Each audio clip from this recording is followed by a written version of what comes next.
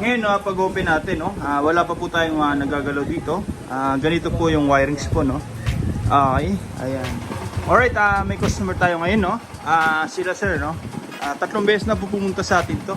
Bali na abutan po ng cut-off ng mga unang araw. Pero ngayon, ayan. Sobrang aga naman ni sir. Ayan. Ayan. Dito, no, may outline na si sir. May MDL na rin, may busina. Ang problema po rito, no, yung mga wirings. Okay. Dito, yung ginawa po, pinagsabay po yung MDL, no, tsaka yung ito pong outline. Okay. Which is bawal po, no. Ayan. Tapos, yung MDL, sir, napansin natin na kumukurap po, sumasabay sa redondo. Meaning yan, hindi po nakarelay, no. Okay. Ayan, kung mapapansin nyo, kumukurap po siya, no. Okay. Ayan. Pagka ganyan po, pwede po masira yung stator natin, no? Sa may gilid, sa may loob ng makina. Yung iniikutan po ng magneto. Okay. Kasi dahil sa overload. Pagka ganito po, nakatap to sa may main source ng motor ni sir. Okay. Pag hindi masira yung stator, yung rectifier naman po hindi sirahin. Okay. Ito yung mabilisang gawa, no? Tap lang, switch, tapos MDL agad. Walang mga relay, walang mga fuse. Ayan. Okay, tapos itong outline ni sir, uulitin natin to lahat, papalitan natin yung mga pindi. Okay. Ayan, hindi na po gumagana itong ito. Papalitan po natin yan. Ayan. Tapos yung busina ni sir, ito po, no? Ayan. Okay. Parang nagtitinda ng puto kutsinta si sir. Ayan, o. Ayan, o. Papalitan po natin to, no, package 5. Tapos ulitin natin lahat ng mga wiring, sir, pati itong 3-way switch para may combo lights natin, no. Lalagay na rin tayo ng passing switch dito. Tapos babaguhin na rin natin to, papalitan natin ng bago. Okay. Umpisa na natin. Ngayon, pag-open natin, no, wala pa po tayong nagagalaw dito. Ganito po yung wirings po, no. Okay, ayan. May mga nakaipit po rito sa ground. Tatanggalin po natin yan. Uulitin natin to lahat, mga sir. Mula rito sa taas, ayan, no. Okay. Hugutin po natin lahat yan. Tapos wash out. Install tayo ng panibagong linya, panibagong harness. Wala na tayong makikita mga ganitong naka-expose na wire. Okay, yun, no, pag nababasa, no, nagloloko. Okay, ito po yung bad side ng mga hindi po nakabalot, no. Pagka nababasa, ayan, yung mga wirings natin, nagloloko na yan. Okay, kaya yung Yamaha, talagang binabalot po nila, no, para all weather, umulan man o umaraw, may iwasan yung malfunction po sa wirings. Okay, ayan, no. Umpisa na po natin, ano? 2 hours later. Alright, ngayon po, no, nasa 80% na po tayo. Bali, naulit na po natin lahat ng mga electrical wire ni sir. Hindi na po natin na-videoan yung pagbaklas, no? Bali, yan po natin, no? Okay. Dito, gumawa po tayo ng bagong harness, no? Mula sa passing switch, lalagyan po natin ito ng socket mamaya para plug and play. Tapos tri-switch, pababa po yan. Tapos umikot dito sa ating power module. Okay, naglagay na tayo nito para may control, no? Lahat ng mga parts na kinabit natin yung riser. Bali, hindi na po katulad kanina, no, na napakarami pong wirings, mga relay dito. Malinis na po ngayon yan. Organized na po, no? Okay, denso po yan, no? Yung power module natin, made in Japan. Kaya matibay po talaga. Okay, may mga customer po tayo. 5 years na po yung ganyan nila. All goods pa rin. Ang maganda pa dyan, magpalit man sila sir ng mga parts katulad ng MDL, busina, hindi na po mag-rewiring. Yan na po yung gagamitin. Plug and play na po. Hindi na po magkakat ng wire. Hanggang sa ilalim, organized na po yan, ano? Okay, may mga ano nga pala dito, mga sir, no? Ngat-ngat po ng daga. Binuksan po natin to kanina. May mga damage po yung mga wirings, no? Dahil sa ngat-ngat ng daga. Ngayon, okay na po yan. Yan, oh. Ayan. Tapos may sakit na rito para sa switch sir, no? Yan. Sasalpak na lang po yan. Dito, nakahanda na po lahat ng mga wire papunta sa outlet. Ayan, ginagawa na po ni sir, no? Tapos sa mini driving, ito po. Sa busina, ito po. Lahat ng ginamit natin dyan mga sir, no? Automotive wire na po yan. Pangsasakyan na po, no?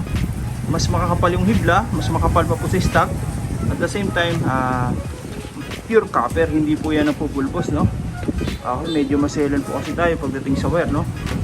Hanggat mare, pure copper yung ginagamit natin, talagang tanso po, no? Hindi tayo gumagamit ng wiring na aluminum, no? Yung napupulbos.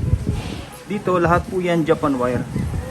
Tapos maganda pa niyan mga sir, nakahinang po, no? Para mas kapit na kapit lahat ng electrical wire. Matagtag man yung motor na sir, maluwag man, wala tayong magiging power loss. Okay? Talagang safety po yan. Yun, no? Okay, tsaka maganda pa dyan, nakashrinkable tube na po yan sa loob. May balot na sa loob, may balot pa po sa labas. Ginagaya po natin yung Yamaha, talagang safety, no? Okay, tumagal man yung wiring sa atin, hindi po basta-basta luluma. O kaya magkaroon ng weak portion po, no? Yung katulad ng lumulutong yung mga parts, mga wire. Ayan, maiwasan po natin yan. Okay, lahat po yan binabalot natin para waterproof. Maulanan mo yung motor sir, maabutan mo ng ulan sa daan, motor wash, hindi po yan basta-basta inaabot ng tubig. Pwede po kasi mag-malfunction, ano, pagka inaabot ng tubig. Ayan, magko-corrosion na po yung mga wire natin. Hindi po alam ng iba yun, no? Ang wire natin, nagmo-moist po yan sa loob pagka walang balot, no? Okay, ngayon, may balot na po yan, extra shield. Matamaan mo ng mga tools, hindi po basta-basta masusugatan. Okay, safety first po tayo. Ayun, no? Okay. Dito, no, lahat po yan, balot na balot. Iyan, no? Okay, ito po yung distributor ng power. Mula sa baterya natin, naglagay tayo ng fuse, papunta na po yan dito, and then papunta na po sa output. Okay, ang purpose yan mga sir, kung ba't tayo naglalagay niya, no? Anti-flickering po yan sa mga ilaw, no? Kahit magsabay-sabay pong naka-on, hindi po magagawan sa kuryente. Dahil po yan dyan, distributor po ng power, no? Okay, mula sa mga tri-switch at sa mga trigger natin, sa mga switch, ayan, dyan po lahat yan dumiretso. Okay, ayan, no? Ngayon ikakabit na lang natin yung mga parts, no? Yung bagong mini driving, bagong busina. Ayan. Tapos may rapid door na rin po ito. Okay, mas dumami po yung features, yung parts, pero mas kumunti po yung wiring. Iyan po yung kagandahan dito sa atin, no? At talagang sinisecure po natin. Okay. Ngayon natapos na po natin yung motor, no? All good sa po yan. Okay, mini driving, Aulay projector, dati na po itong nakakabit. Bali binago po natin lahat ng linya, tapos lahat ng mga hindi umiilaw kanina, no, pinailaw na po natin. Okay, all good sa po yan. May kanya-kanya na pong switch, no, magmula sa headlight, sa park light. Ayan, ito mga sir, dati na po itong nakakabit, no. Pinalitan lang po natin lahat ng mga ilaw na maliliit. Tapos may kanya-kanya ng switch po, no. Yun, no. Okay, ayan. Mapapansin nyo, hindi na po siya umukurap, no? Kahit nakasabay po yung mini driving. Okay, ayan, no? Tapos dito, naglagay na rin po tayo ng passing light, no? Ayan, no? Heavy duty po yan, waterproof. Okay, off natin yung MDL, off natin yung park light. Pag nag-passing tayo, automatic po yan, sabay lahat. Ayan, no? Pero pwede pa rin tayo mag-high low ng MDL na hindi po sumasabay yung headlight. Pero pag nag-passing, sabay po yan lahat. Okay, sa headlight, pwede rin po tayong mag-on, no? Nang hindi po sumasabay yung MDL. Okay, yan, no? Pwede natin patayin na separately. Kahit mag-high low po tayo ng headlight, hindi po sumasabay yung MDL. Okay, passing light, automatic po yan, sabay lahat. Yan, no? Okay. Yan. Check natin dito. Ito po yung stock headlight ni sir. Tapos ito po yung mini driving. Yan, no? Maliwanag po yung mga sir, no? Kung mapapansin yung sa area natin, maliwanag na, pero kitang kita na po yung mini driving, no? Lalo po ito sa dilim. High and low. Ayan. Tapos, passing light. Yun, no?